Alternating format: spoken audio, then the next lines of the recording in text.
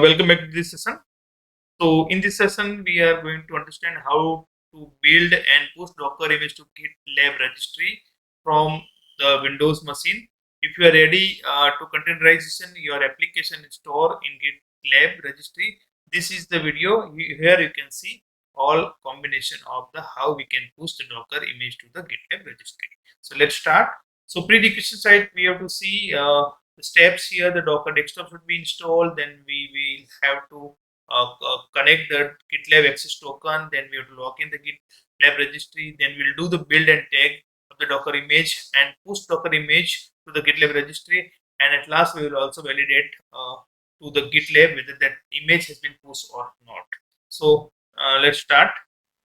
So before we begin, we have to ensure that we have the following things: the Docker desktop installed on the Windows machine. So let's see Docker desktop. Here you can see I have the Docker desktop here. Docker desktop is installed and the server is running, so it's fine. I'm just minimizing this one, and we need GitHub account. So let's see the GitHub account also. Okay, so we have the GitHub account also. Okay, so we have already the new project here, Docker example new. There is no any information inside here, so it's a completely blank project. Okay, so here we are going to push our image. So then let's see in our VS Code here. Let's create a Docker file here. You can see it's a simple Docker file. 2 command we have taken from the Alpine, and it's just printing the Docker hello from the Docker. So this is basically the simple Docker file. Now we turn to first we have to log into the GitLab registry. So before that we need credentials to log in. So let me explain how you can create. So you can go in profile, create an access token here, and you can create your new token here. Simply just give the new token here,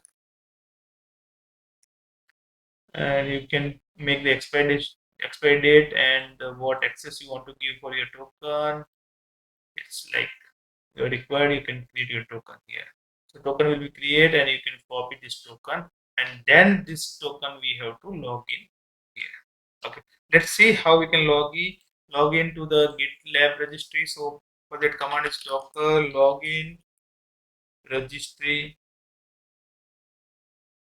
dot gitlab.com.